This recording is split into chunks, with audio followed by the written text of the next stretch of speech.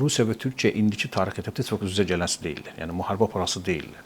Yəni bu baxımdan Cənubi Qafqazda biz böyük yəni güclərin hərbi qatılması gözləyəcəklər və ikincisi də ki, hər nə qədər NATO üzrə müttəfiq olsalar da Amerikalıların Cənubi Qafqazda nüfuzunun müəyyən cizgidən keçməsi Türkiyənin xeyrinə deyil. Bunu biləsiniz. Və Türkiyə bu balansı Rusiya ilə münasibətlərlə tənzimləyir. Rusiyanın gücün artırıb azaltmaqla tənzimləyir, yəni o imkanlarla tənzimləyir. Rusiya da bunu bilir və Rusiya da bunu Türkiyə ilə tənzimləyir. İndi kim burada məharətlidir, tarixin imkanlarından istifadə edib daha güclənəcək və güclənir. İndiki etapda ikinci Qarabağ müharibəsində Türkiyə daha başarılıdır, daha uğurludur Cənubi Qafqazda, daha cazibdir. Yəni biz uğuru nə ilə ölçülürük? İndi əldə etdiyimiz nəticəni ilə əvvəlki nəticələri ölçməklə ölçürük də.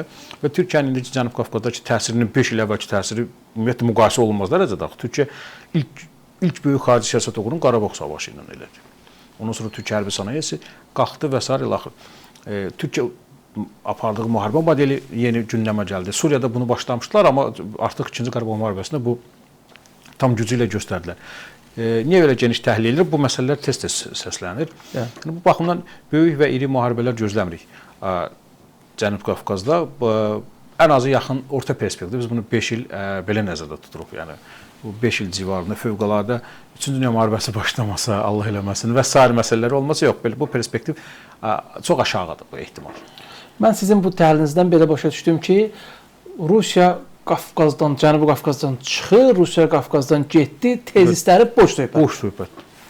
Rusiya balansın dəyişdiyinin fərqindədir. Sadəcə gücü çatmır ki, əvvəlki tarazlığı bərpa eləsin. Əvvəlki tarazlıq belə idi. Cənubi Qafqaz sanki 3 ölkənin tarazlığındaydı. Bax, Azərbaycanda heç bir ölkənin hərbi bazası yox idi. Axırıncı Qəbələ radioelektrik stansiyası idi, o da Ruslar oradan çıxdılar. Ermənistanda Rusiya mənzillənmişdi. Gürcüstan qərb təsirində idi və müəyyən qədər də Rusiyanın təsiri Gürcüstanda artan kimi Ermənistan keçdi qərb təsirini. Azərbaycan isə müstəqil mövqeyini qoruyurdu, Türkiyə ilə xüsusi münasibətləri var idi. Amma Türkiyə də bu xüsusi münasibətlərdən istifadə edib Azərbaycanda hərbi baza yaratmırdı və s. Türkiyə aktivində yazılacaq odur ki, Azərbaycan ordusu keçdi Türkiyə modelinə. Azərbaycanda Türkiyə hərbi rolu artdı. Türkiyə, Azərbaycan vasitəsilə Cənubi Qafqaz proseslərində Türkiyə indi əsas söz sahibi oldu. Türkiyə əvvəl Minsk qrupunun həmsədri belə ola bilmirdi.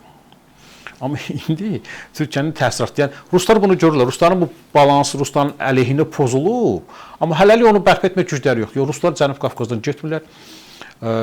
Gürcüstanda mövqelərini qoruyub saxladılar. Bir ildə eləcək. Oktyabr 24-də 2025-ci il keçirilən seçkilərdə qoruyub saxladılar və noyabr ayında keçirilən yerli bələdiyyə seçkilərində hakim Gürcü arası 84% qalib gəldi.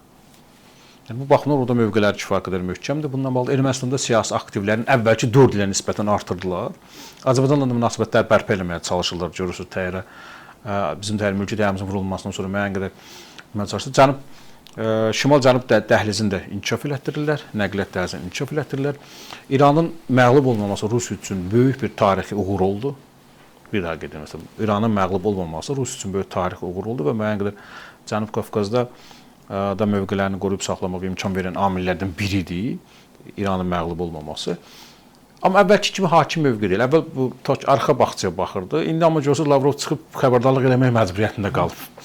Yəni belə dəyişib. Amma yəni Rusların demək ki, yaxın tezliklə onlar tamamilə tərk eləyəcəklər, onların təsiri tamamilə sıfırlanacaq. Bu əlbəttə siyasi təhlildən uzaq mühakimədir. Reallıq budur ki, Rusiyanın Cənubi Qafqazda təsir imkanlarının zəiflədiyi yeganə ölkə Azərbaycandır.